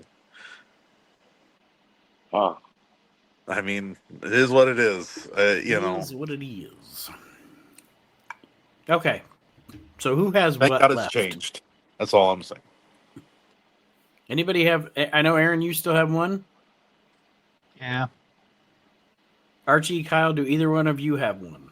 Not I me. have one left on my reserve, Okay. but I'm. So, Aaron, who wants to go last, Aaron or Kyle? Which one of you guys want to be the main? You know event? what? Let's save the best for last and let Aaron go last. All right, Kyle, do your last one. Archie, you said All right. you don't have any more, right? No, I don't have any more. I just did Okay. three. Well, All right. Oklahoma, welcome to the Hall of Shame. All right, Kyle. All right. And don't fight with Rob Bartlett and catering. There's enough to No. go around. All right. My last inductee is we've all played our fair share of pro wrestling video games, right? Oh Yeah. yeah. Okay. So imagine me here. Fuck. God damn it, Dale Torvert, get up here. Come on, this involves you. Get up here, buddy. Get up here. Come here. Yeah, because imagine my surprise Christmas morning waking up for a PlayStation and getting fucking WCW backstage assault. Oh my. Yeah, Ooh. you son of a bitch. That's going right in. Yeah. Oh my. That's like Ooh. a kid today getting that AEW game. Ladies and gentlemen, this was a pro wrestling game with no wrestling ring. No. And the bad part is WCW was thinking about doing that in real life. There was That's storyline. right. There was a storyline they wanted to burn the ring during a match, and then have wrestlers fight backstage permanently and not be in a ring. Oh my god. Like I mentioned earlier in the show, at some point, I worked for GameStop for many moons. Actually, at one point, I worked with Kyle's brother worked for me at GameStop. Yes, he did. But The stories. the backstage assault, that what made me think of GameStop was when we took in used games.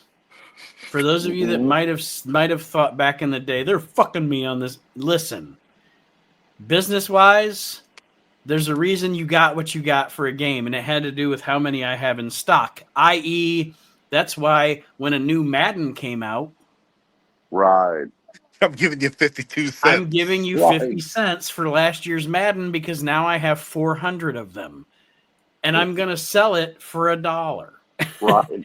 So I want to tell you, I'll tell you, the Madden games at some point during their life cycle would be like 50 cents used because we had so many of them. Yeah. That backstage assault game, there was a time when that sumbitch was a quarter.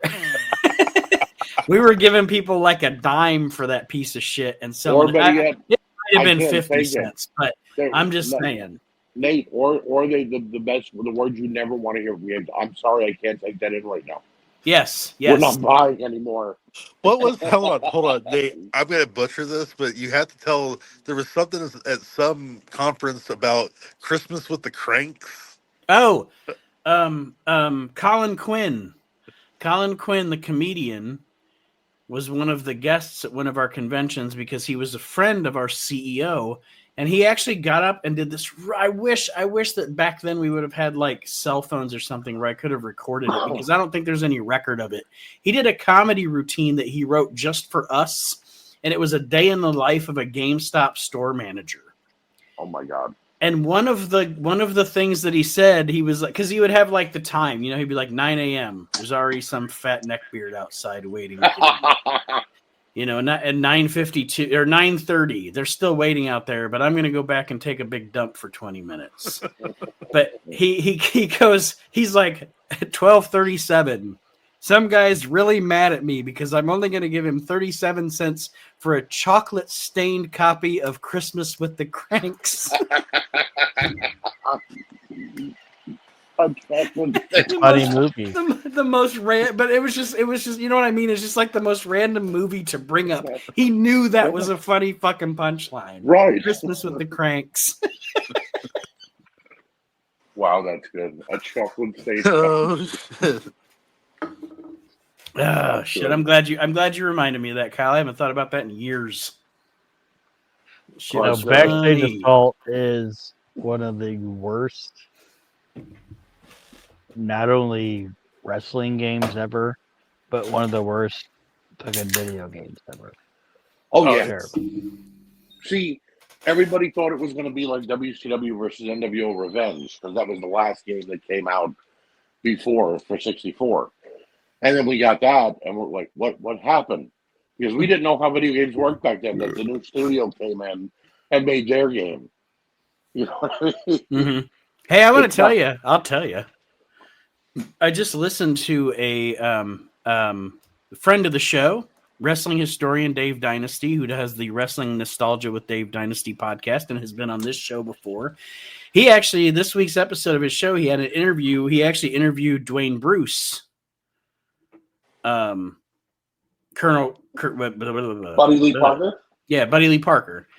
And those EA, not the Backstage Assault. But something I did find out during that interview was those EA games that WCW did, he actually was the one that like set up the ring and had wrestlers come in and do like to do the moves, the live action to place into the video game. Oh, the motion cam. Yeah, and he said that not 99% of that, the wrestlers that were there were just he could never get. It sounds like WCW, but he said he could never get WCW to actually send the actual wrestlers up. So he just had jabroni guys doing like spinneroonies and shit. God, can you imagine trying to get Buff Bagwell? Yeah, I need Buff Bagwell here at 2 for. What do you mean he's not? Hello, Bagwell. It was probably like yes, we'd like Buff on the set of WCW Backstage Assault. No, he can't make it, Mrs. Bagwell. Please wake up your son. It was probably Evan Courageous and hard work Bobby Walker. Right. No, Dale. Maybe take your ham sandwich. maybe Chris go to the Canyon. back. We don't care about what you went through with WCW Backstage. So go. Right. We know you were on a pole. We don't care. That's all he got paid. Apparently, was a ham sandwich for that. Well, Backstage Assault. Welcome horrible. to the Hall of Shame. Yes, Definitely. All right, Aaron, you're the main event. All right, it's my last one, and he's a little fat piece of shit. It's like a shit stain. on the history of wrestling, and it's Ian Rotten. Fair enough. Well deserved. Ian Rotten deserves in this fucking group. If hepatitis took a human form. It's one of those names that you just say it and everyone's like, ugh. It just takes the fucking air out of the room. There's others, you know who they are. Don't make me say it, but when you're in that category, it's not good. Oh, look, Kyle. Aaron said Ian Rotten and Dale Torborg said nah. Yeah, no, he's sitting there shaking his head, eating that. He's like, I'm not here. coming out here. I'm eating here. I'm back here. He's back there. Go home, kid. Yeah, he's back there with Rob Bartlett and Oklahoma eating the spare ribs off the catering table. But right, yeah, Ian Rotten, man, kind of and could now I know they're not real life brothers, but could you have two guys that were a tag team that were any more opposite than Ian and Axel? Axel was a hell of a fucking worker. That's what I was gonna say. Axel Rotten was like amazing. You know, Yeah. He showed up. He did his job. He was friendly to the fans. You know. I think, unfortunately, by the time that they started to get recognition, and you could tell that they were ready to kind of split each other's way. It's like when you're both named Rotten, and you've made it on that. What you know? Mm-hmm. What do you do from there? And Axel went on to have, he did the thing with Balls Mahoney and became a big part of ECW. And Ian became exactly what he deserves to be. Nothing. Running outlaw mud shows and Backwoods, Tennessee or whatever. Are the Hall of Fame recipient, main eventer of the 2025 Hall of Shame. Good main eventer. I'm not gonna lie. He served the purpose.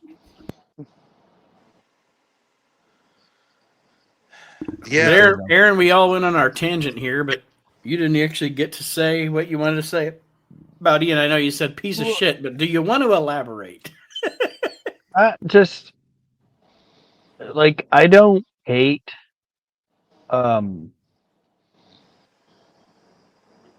garbage wrestling, as they call it. Like I don't hate that, but to me, he's a garbage promoter, and he doesn't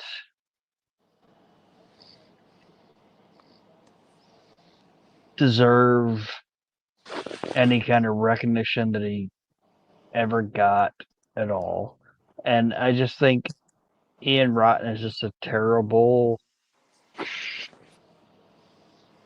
how do I want to say it? Like he's not even a good worker, if that makes sense. No, he only can do deathmatch.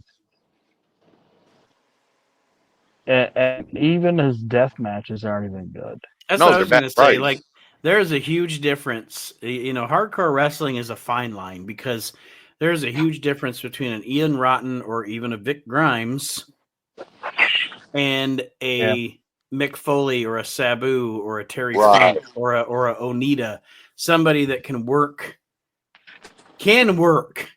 And they have the big spectacle and there's blood and there's barbed wire, but they are actually working also a wrestling match. Right. Whereas with Ian Rotten and his entire anything he's ever promoted, it is literally just that I can't stand that fucking light bulb tube. He's a weed whacker. Like that. It's like that combat zone wrestling. Fuck that shit. I don't want to watch that. That it does not take any talent to do that. I love ECW. But I could do that if I was an idiot. I was going to say, JBL said it best at One Night Stand. The reason why ECW was so popular because any moron could set themselves on fire and get over. And it bred that lifestyle to that combat zone. Yeah, because I'm with you on this. There's no reasons if I go watch pro wrestling that I need to see two men smash light tubes over each other. Yeah. I don't need to see that. That's not that okay.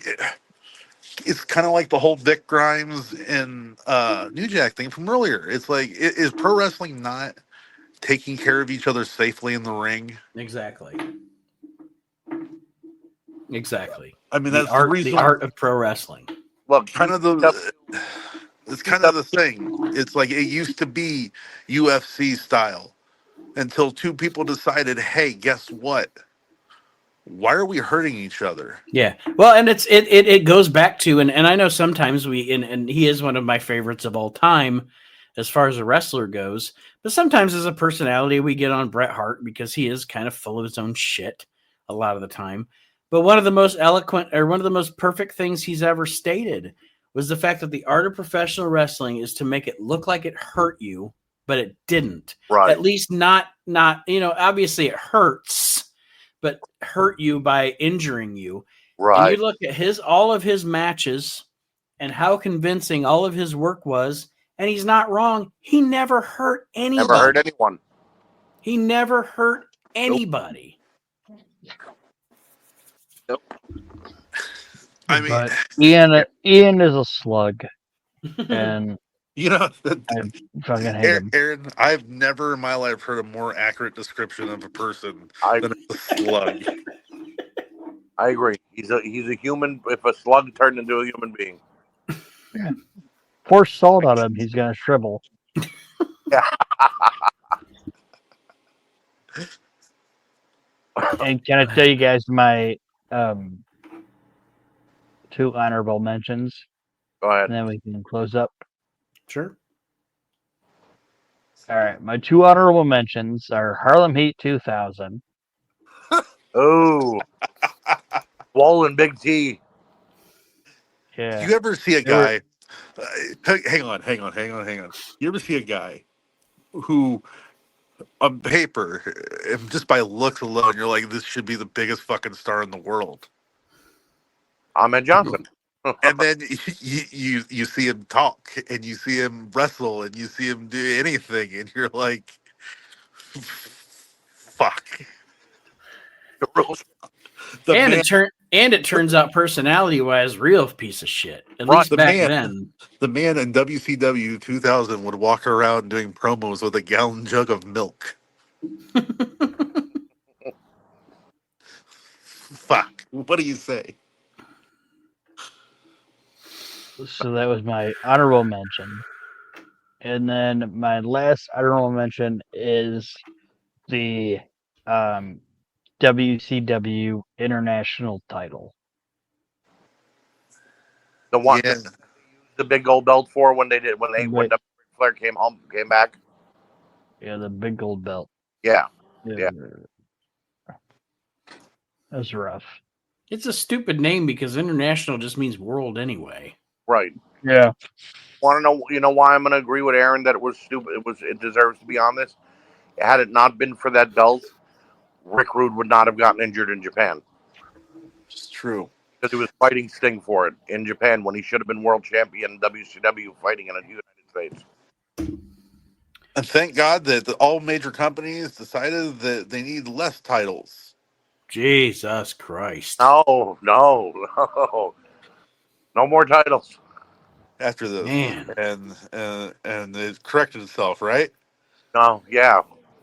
Right? Man.